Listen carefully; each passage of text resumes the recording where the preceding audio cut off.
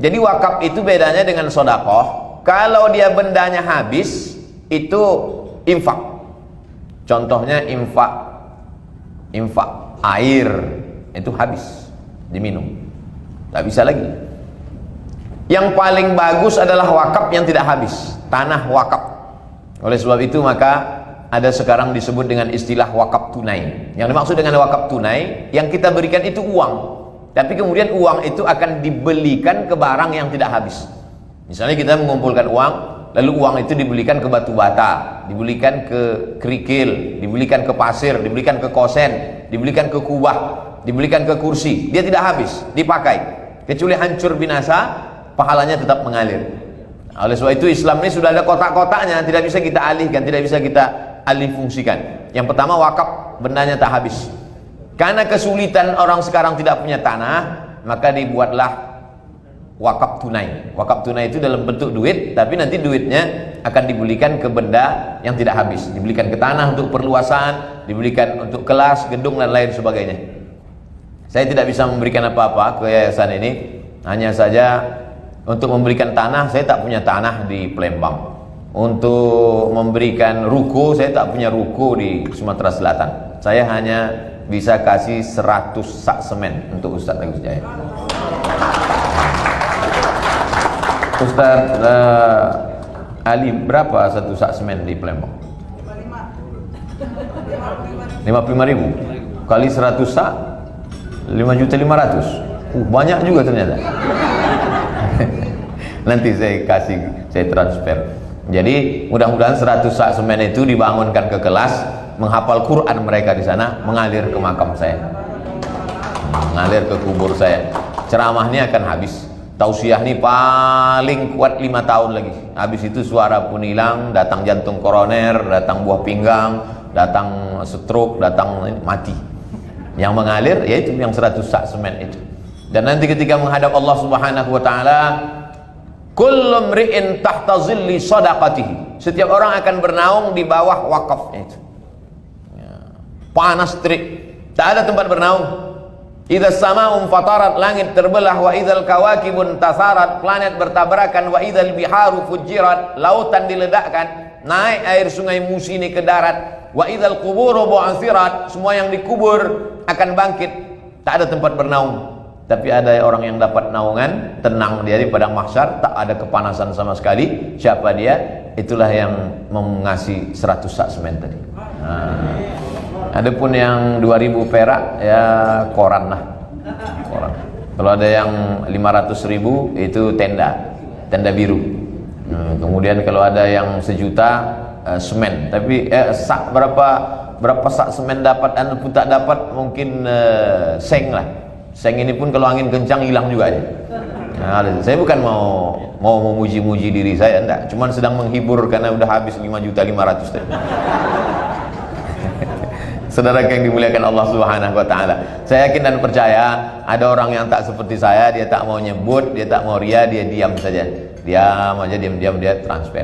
Ustaz Somad jangan macam itulah. Tengok tuh bapak anu, ibu anu, diam aja transfer. Berapa ditransfernya? 15.000. $15.000 kali 15.000. Wah, Bapak Ibu.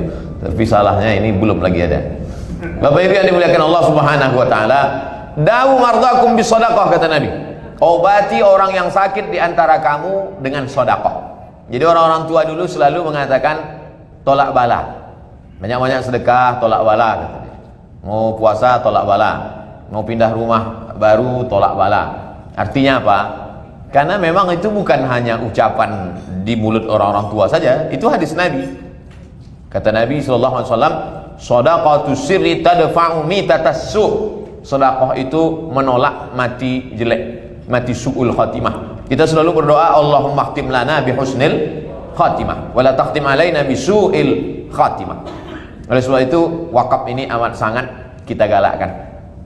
Bagi Bapak Ibu yang sudah mewakafkan tanah, alhamdulillah. Yang belum bisa mewakafkan tanah, mewakafkan mushaf, mewakafkan Al-Quran, beli agak 10, 100, serahkan ke pondok pesantren Penang kita.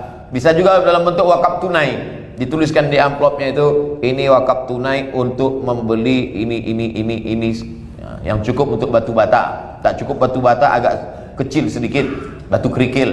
kerikil juga tak cukup, pasir juga tak cukup, bawalah itu sampai mati.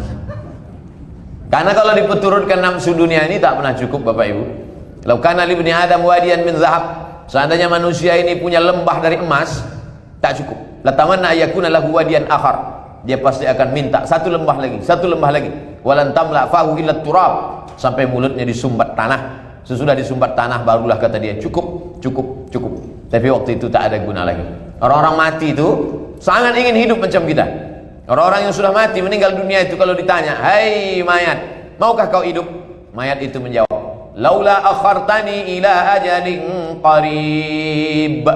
Ya Allah, berilah aku masa supaya bisa hidup lagi walaupun qarib, sejenak, sekejap, sebentar. Lalu kata Allah, kalau aku kasih kau hidup, kau mau buat apa? Orang mati itu menjawab, fa as-saddaqa, aku mau bersedekah. Tak ada orang mati itu menjawab, kasih aku hidup, aku mau salat tahajud. Tak ada.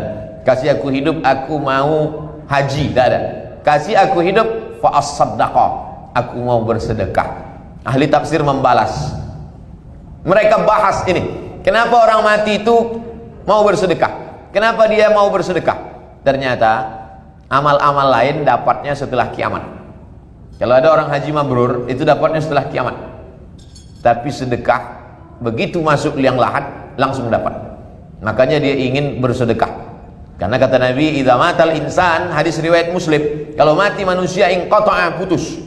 Yang tak putus itu diantaranya adalah shadaqatun jariyah, sedekah yang tetap terus mengalir. Oleh sebab itu, mengulang kaji bagi Bapak Ibu yang ada diberikan Allah kelapangan rezeki, dan kita memang tidak bisa berkata nunggu lapang, karena memang semuanya selalu merasa kurang. Nantilah sesudah anak-anak ini besar baru bersedekah. Rupanya makin besar anak, makin besar pengeluaran. Nantilah anak ini setelah kuliah baru berinfak. Rupanya setelah kuliah makin besar pula biaya kuliah. Nantilah setelah tamat untuk nyogok lagi masuk PNS. Nantilah setelah anak ini kerja, setelah kerja menyiapkan dana lagi untuk biaya nikahnya. Nantilah setelah nikah makin banyak biaya, cucu minta juga. Jadi kalau dipeturutkan hidup ini sampai mati kita tak akan berbagi.